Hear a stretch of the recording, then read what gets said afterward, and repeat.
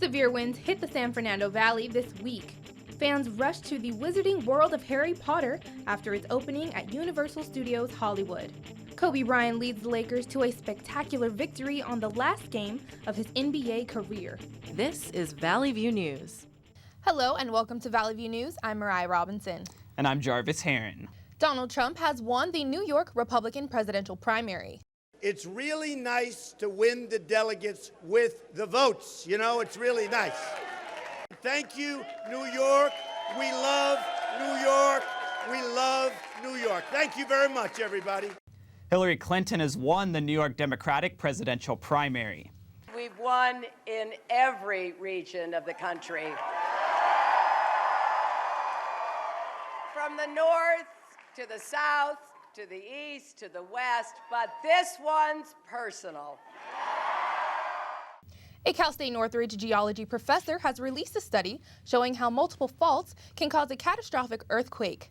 Here's Valley View News reporter Javier Cabrera with the story. CSUN geology professor Julian Loso says a rupture of the San Jacinto Fault could cause the San Andreas Fault to rupture too. He says that would cause a massive earthquake in the Inland Empire, including San Bernardino and surrounding communities. Loso's based his study on a rupture model as well as existing data and historical reports from a magnitude 7.5 earthquake that struck Southern California in 1812. So what I'm showing is there's definitely a physics-based way to back up that interpretation that maybe the San Jacinto can provoke the San Andreas. It can transfer that energy onto the San Andreas. Loso says earthquakes can't be predicted, but if it happened once, then it can happen again. And another earthquake like the one in 1812 can be more devastating today since the area surrounding the San Jacinto Fault is heavily populated. The thing here is just that the San Jacinto brings the earthquake closer to more people, and also it's just more possible ways to have a large earthquake. It's not just the San Andreas to think about. Just south of San Bernardino, the San Jacinto Fault line runs directly through this Colton neighborhood. Neighbors declined to comment on camera, but they were unaware of the fault in their neighborhood and the potential of a massive earthquake. San Bernardino has emergency plans in place to deal with a large earthquake. In the hazard assessment matrix, earthquakes are listed as probability high and impact high, meaning that we view them as a potential to cause widespread damage, building damage, economic loss, and have an impact to our population, such as injury, death, and displacement. Loso says the public should be aware that any fault is capable of a large earthquake, and people should be prepared. In San Bernardino, Javier Cabrera, Valley View News. Cal State Northridge conducts annual training and preparedness classes for earthquakes. CSUN's emergency preparedness manager Jenny Novak says the university has an all-hazards emergency operations plan.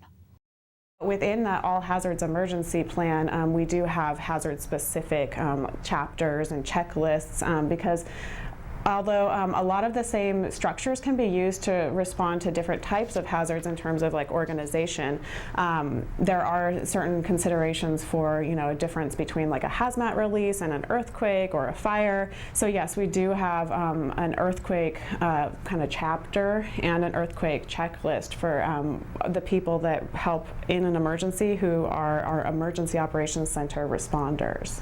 Novak says students can participate in an earthquake-themed activity next Thursday to learn more about preparing for an earthquake. Hundreds of doctors and rescue workers have responded to Ecuador's hardest-hit areas after last weekend's 7.8 magnitude earthquake. At least 272 people were killed and more than 2,500 were injured. The earthquake could be felt in parts of Colombia and Peru. Towns outside the capital of Puerto Viejo have sustained the most damage. Nearly 400 buildings were destroyed. Ecuador's president is urging people to show strength while government officials monitor events. Aftershocks continued in Japan last weekend after 2 earthquakes killed at least 42 people. The quakes were measured at 6.2 and 7 magnitudes. Dozens of areas, mostly wooden homes, crumbled.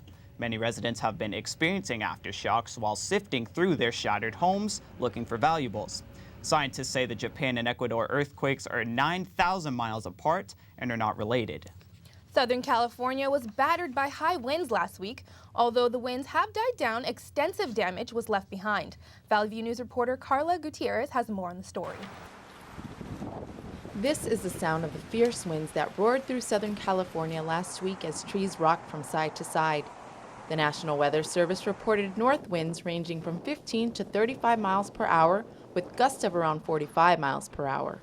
The strong wind not only rattled windows and scared LA residents, it also brought down branches and knocked down trees. This large tree was ripped from its roots, causing it to fall over, hit a car, and block the northbound lane on Overland Avenue in Culver City. The street closure caused major traffic in an already congested area. Culver City police blocked off the street, while city workers cut the massive tree into pieces in order to clear it away and restore the regular flow of traffic. Thousands of LA residents were left without power, and busy streets were left without traffic lights. Venice and Overland is one of the many intersections affected by the power outage. Parking enforcement officers were called in to control and patrol this highly populated intersection. As the winds continue to blow through LA County, maintenance crews work diligently to clean the mess the powerful winds left. While the high winds left behind a trail of leaves and broken branches, the winds also brought the sun and warmer temperatures. In Culver City, I'm Carla Gutierrez, Valley View News. A tornado in Uruguay has injured around 200 people and killed at least 4. The tornado swept through the city of 20,000. It ripped apart cars and houses. Difficulties with telephone and health services caused chaos. The city was declared an emergency zone. Heavy rains and landslides have contaminated the water supply in the capital city of Chile. The heavy rains left 4 million civilians without any tap water. Officials say more than 300 people have been evacuated and 7 people remain missing. Operations at 2 of the world's largest copper mines have been suspended. President Obama's plan to shield millions of undocumented immigrants from deportation was sharply questioned during arguments at the Supreme Court. The plan would allow immigrants to work in the country legally. The states challenging Obama's plan say this is another attempt to sidestep Congress. Obama says he took action after years of Republicans refusing to join Democrats in updating immigration laws. A tie vote, possible since the death of Justice Antonin Scalia, would be a defeat for Obama's plan. Legislators in Brazil have voted to impeach Dilma Rousseff, the nation's first female president. The Senate will now vote whether to hold a trial.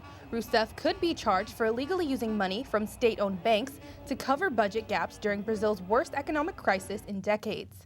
Many of those accusing her are suspected of fraud and corruption themselves.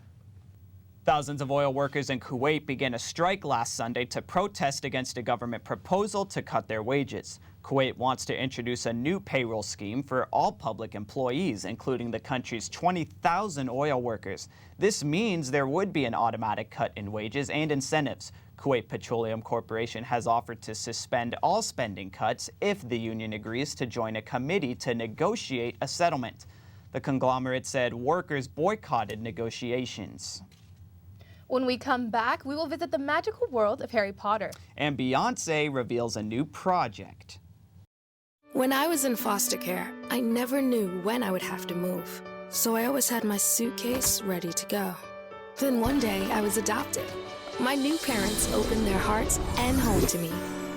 My parents cook my favorite breakfast for me every morning. My parents take me on trips I never thought I would go on.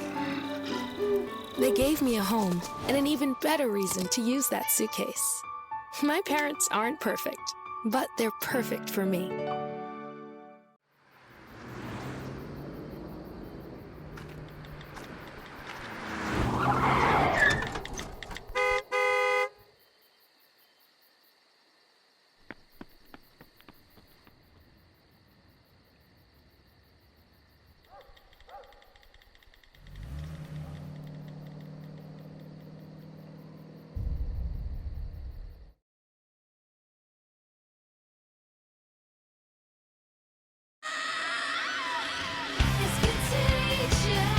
You love their music.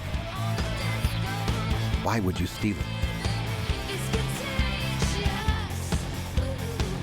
When you illegally download your favorite band's music, they might just disappear. Downloading music without paying for it is just not cool.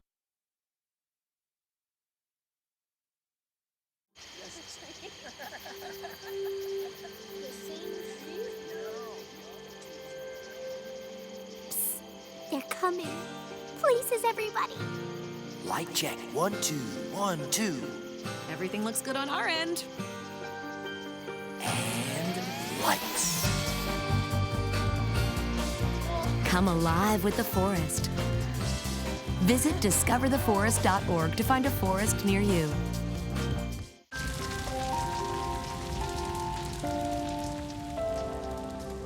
A single ember that escapes from a wildfire can travel more than a mile. You can't control where that ember will land, only what happens when it does. Get Fire Adapted now at fireadapted.org. The plan to fully equip Los Angeles police officers with body cameras has been delayed. The initial plan came under criticism because of its $58 million price tag. Councilman Mitch Englander says he wants the LAPD to start over and accept new bids for camera manufacturers. The LAPD already has 860 cameras purchased through private donations. The department wants an additional 7,000 cameras by next year. Ventura County's homeless population has dropped 10% since last year. The survey is required by the U.S. Housing and Urban Development Department in order to receive federal funding to assist with providing shelters and resources. Amazon Prime is now offering monthly subscriptions options for its bundle of services. Amazon is also offering a separate monthly subscription for its TV and movie collection, Prime Video. Experts say the company is positioning Prime Video as a competitor to Netflix and Hulu. Amazon says its monthly subscription offer will appeal to new subscribers because it avoids an annual commitment. Amazon will sell the full Prime bundle for $10.99 a month in addition to its yearly package. Universal Studios in Hollywood opened its new Harry Potter world, bringing in hundreds of fans. Valley View News reporter Alexis Liggins has the story. 3 weeks after the Wizarding World of Harry Potter's grand opening, fans of the fictional world are still in awe of its magical presence. Harry Potter banners and logos are all around Universal City Walk due to it becoming the #1 attraction in the park. Fans came dressed in character as they got to ride the rides and eat the food as if they were actually in Hogwarts. The attraction, which took over 5 years to complete, is an exact replica of Hogsmeade Village, featuring small touches such as these tilting chimneys and the owl in the attic. Jasmine Olston, who visited the park for the very first time, shares her experiences. It was wonderful. There's a lot of rides and the people are really friendly. But there's one part of the attraction that has the fans raving. What was your favorite part? Probably getting my wand. The wand. It's so magical. Like we were there for the longest time, and then we walked out and we're like, what happened to all the magic? Fans got to experience the magic of the wands and even perform some tricks like this one at different shops around the attraction. The Wizarding World of Harry Potter is the first of its kind here at Universal Studios Hollywood, with the city of Los Angeles expecting an average of 1 million more visitors this year. While fans traveled from local places like this, Southern Orange County, there are also super fans that traveled from Presque Isle, up in Maine. And even this young man who came from China. China, and did you enjoy your time? Yeah. One thing that the creators can rejoice about is the fans' reaction. We went back after the park closed. It was good. They did a good job. It was pretty big. I want to go back again, so that's actually motivating me to come back. Reporting for Valley View News, I'm Alexis Liggins. Now let's go to Alexis for news and entertainment. Thanks, Mariah. Actor Johnny Depp and his wife Amber Heard have released a somber apology for failing to declare their 2 Yorkshire Terriers when entering Australia last year. In a video released by the Australian government, Heard and Depp state how sorry they are about Pistol and Boo not being declared. Heard pleaded guilty to knowingly producing a false or misleading document for her dogs when entering Australia. All charges for illegally importing her dogs were dismissed. Okay, CSUN, now let's get in formation. Beyoncé shared a surprised HBO teaser for what could be a new song and music video. Beyoncé posted a minute-long clip on Instagram, first sitting with blonde braids, running, and then catwalking through a parking lot. The Grammy Award-winning singer has given her fans unannounced music in the past, like her self-titled album, which was released in 2013. The Beyoncé album sold more than 5 million copies without promotion. The video titled Lemonade will premiere April 23rd on HBO. There is no word yet on what type of production the clip is from. Their baby girl is here. Chrissy Teigen and John Legend have welcomed their first child together. Teigen gave birth to Luna Simone Stevens on April 4th, weighing in at 6 pounds and 11 ounces. The couple was criticized in February when they announced that she and Legend had selected their baby's sex through in vitro fertilization.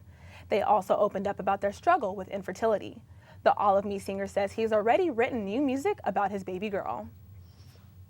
AMC theaters are ditching the idea of allowing texting during movies. AMC CEO Adam Aron said he was open to appealing to a younger crowd by allowing them to text in theaters. But once moviegoers got word of the texting possibilities, they took to social media to oppose the idea. The company later released a statement on Twitter saying there will be no texting allowed in any of its theaters. Not today, not tomorrow, and not in the foreseeable future. Disney's remake of The Jungle Book soared to the top box office, earning $103 million its opening weekend. The Jungle Book had scored second biggest opening in all times in April. The movie had a 95% rating on Rotten Tomatoes. One critic said the movie was terrifically enjoyable, piece of old-fashioned storytelling. Newcomer Neil Sethi portrays the central character, Mowgli, and Idris Elba plays the tiger, Shere Khan. Ice Cube's barbershop sequel, The Next Cut, took second place at the box office, earning $20 million. Well, that's all I have for entertainment. Now let's go back to Jarvis Heron with more news. A new study shows that people who mainly consume fast food show higher levels of a certain chemical.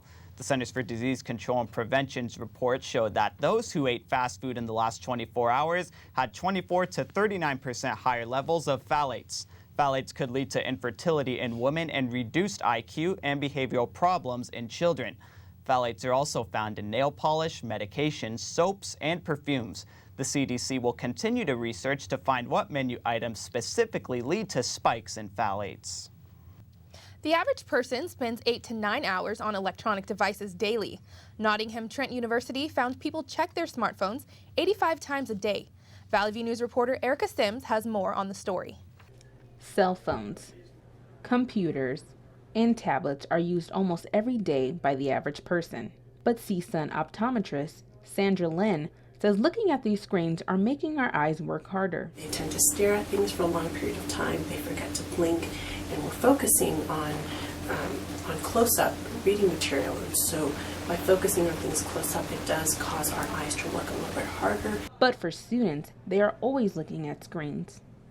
One CSUN student says she uses her phone more than anything. A lot. I would say maybe like 8 hours a day, probably. Not just gradually, just throughout the day I do it, just not all at once. Some students may not be aware, but the screens they are looking at have blue light.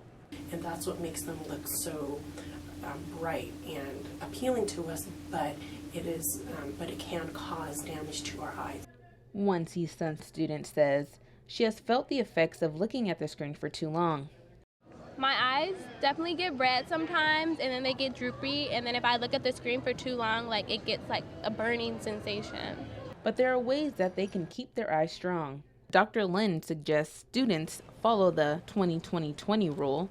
The rule is that for every 20 minutes you're staring at a screen, take a break and look at something 20 feet away for 20 seconds. Erica Sims for Valley View News. Co-founder of the file-sharing service Napster, Sean Parker, is taking on a new endeavor of finding a cure for cancer. He founded the Parker Institute for Cancer Immunotherapy. The institute will collaborate with the top cancer centers in the country to share intellectual property and cancer findings. The Parker Institute will have licensed access to more than 300 researchers and more than 40 labs across America. The Center for Disease Control says the use of e-cigarettes and hookah is becoming increasingly popular among adolescents. The CDC says e-cigarette use increased among high school students by 10% between 2011 and 2015. The use by middle school students rose 5% during that period. Overall, cigarette smoking has declined by 6%. The purchase and consumption of medical marijuana is now legal in Pennsylvania. Up to 150 dispensaries will be able to sell marijuana. Consumers will need a doctor's certification. Governor Tom Wolf said he believes the measure will improve the quality of life for patients and their families. Pennsylvania will collect 5% in taxes. When we come back, a wrongfully accused man is enjoying his first week of freedom. And the legend, Kobe Bryant, makes his final NBA appearance. Mommy, I don't feel so well. Okay, so you wouldn't give yourself or your loved one poison, would you? Then why would you take or give counterfeit medications that may contain the wrong or no active ingredient? Counterfeit medications are out there. They can be ineffective and harmful to your health. Be a smart consumer and know your pharmacy, especially if you're purchasing medication online.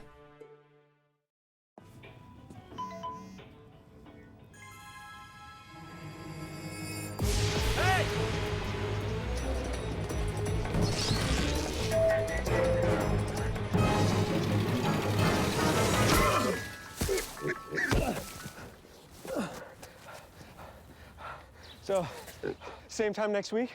Well, of course. Put away a few bucks, feel like $1 million. For free tips to help you save, go to Feed the Pig. You taught him how to hit a baseball. How to hit a receiver. The strike zone. The net. You taught him how to hit the upper corner. You even taught him how to hit the open man. But how much time have you spent teaching him what not to hit?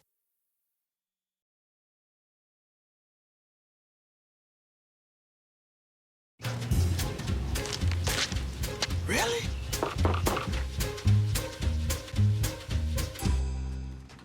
Buzz, what's up, man? You left some leaves burning out here. Yeah, I just came in just for a second. Come on, man. If it's too hot to touch, it's too hot to leave. You could torch the whole neighborhood. It's a good point there, Smokey. 9 out of 10 wildfires are caused by humans. Only you can prevent wildfires. Hart, what's going on? I'm leaving. Why? What did I do? Not enough. The pressure's too much. I quit. I get it. I can do better. Just please, don't leave. Don't let your heart quit on you. Get your uncontrolled high blood pressure to a healthy range before it's too late. 2 occupants of a small plane were taken to the hospital after their aircraft crashed last weekend. The aircraft had departed from Long Beach Airport and crashed before reaching the runway on Catalina Island. The condition of the victims are unknown. The crash is being investigated by the National Transportation Safety Board. For the first time, Jack McCullough is talking about his freedom after being convicted 4 years ago for a murder that happened in 1957. It was one of the oldest cold cases in U.S. history. McCullough was accused in Illinois of killing his former neighbor, 7-year-old Maria Rydolph. McCullough said he never gave up while in prison. I knew I was innocent. I knew I had proof that I was innocent, and I was going to make them see the proof. A county judge overturned McCullough's murder conviction 2 weeks ago. Rydolph's family says they are disappointed over the judge's decision. Sport Chalet is closing all of its stores. It also closed its online sales. The sporting goods store began its going out of business sale last weekend. Here's Delmy Moran now at the latest in sports. Thank you, Jarvis. CSUN's baseball team started its regular season with a win streak, the longest one it has seen in 9 years. And Logan has more on this story. Major League Baseball may have just had its opening day, but CSUN's baseball team has been in full swing since February. 1 week into the regular season, the Matadors started in on a 13-game win streak. The last time CSUN saw a run like that was in 2007, but only reached 11 straight wins. Senior infielder Brandon Berry says bringing home those W's is a collective effort. I think our greatest asset as a team is our team. What I mean by that is when we come out and when we play, it's not always, we don't always have to rely on one person to get the job done. The team may not solely rely on Berry, but he had a standout performance early in the season against a nationally ranked team. Berry scored 4 runs and drove in 6 RBI in a game against UCLA. Head coach Greg Moore said that Berry was the story of the game offensively, as he helped the team post its 20-12 win over the Bruins. The Matadors' 13-game win streak was brought to an end in a doubleheader against Portland, but eventually tied the 4-game series 2-2. Head coach Greg Moore says win or lose, the team is dedicated to helping one another succeed. It's a good group of guys that show up to work every day. We've got some old guys that are injured. They've done a nice job of getting into that dugout and teaching the young guys not only how to play, but how to prepare to play. Matador ace Kenny Rosenberg says it's that same preparation that sets the Matadors apart from any other team. They say perfect practice makes perfect, not just practice, so we try to be our best every day we're out here. The team is currently 22-13 overall and 1-8 in conference play. In Northridge, I'm Anna Logan, Valley View News. CSUN's softball team won 2 of 3 games against UC Santa Barbara last weekend. The Matadors took games 1 and 3. CSUN improved to 5-4 in conference. Blowout games were everywhere last Sunday in the opening games of the NBA playoffs. Miami beat Charlotte 123-91, San Antonio beat Memphis 106-74, and the Clippers beat Portland 115-95. The last time there were 3 victories by more than 20 points in the playoffs was 31 years ago. San Antonio Spurs forward Kawhi Leonard has been named the NBA's Defensive Player of the Year for the 2nd straight year. Leonard received 84 first-place votes from the voting panel of sports writers and broadcasters. Leonard had almost 2 steals and a block per game this season. The Spurs led the league with the fewest points allowed per game this season.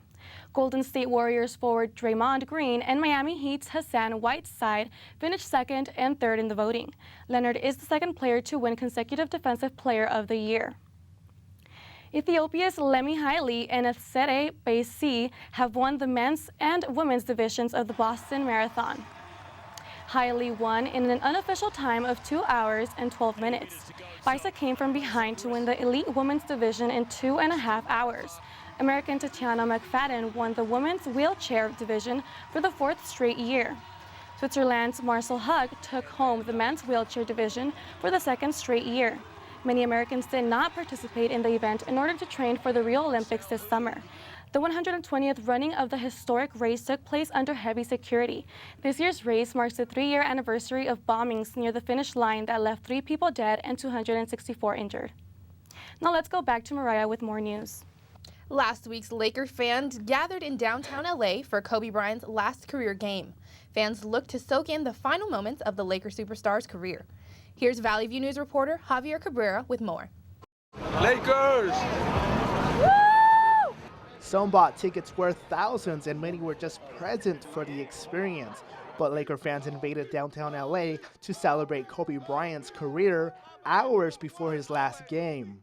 My kids asked me about Kobe Bryant. I could say I was at his last game, and that $800 can't be spent any better way anyways. $1,500 or $1,600 a piece, which right now is a bargain because they're skyrocket right now, you know, closer we went to the game, but it hurt. Like for me, that's a fortune, but had to pay my respects. Bryant spent 20 years with the Lakers, and his fans always saw him battle through injuries and pain. So some were surprised when he announced retirement last fall. Never been without Kobe. I always thought we had a chance to make the playoffs, win a championship. We always have Kobe. Now that Bryant is stepping down, Laker fans are hopeful for a bright future with the team's young core of players. Randall, Clarkson, and Russell, and Larry Lance. They're going to watch. Next year, they're going to do good. We got a good young core, and that's what I'm going to be cheering on, but it's not going to ever be the same as the greatest of all time playing for the Lakers. Now that Kobe Bryant is retired, the Lakers management has the task to fill in the huge footsteps he's leaving behind. And some Laker fans are optimistic about the future. In downtown Los Angeles, Javier Cabrera, Valley View News. Thank you for watching Valley View News. I'm Mariah Robinson. And I'm Jarvis Heron. Have a great day.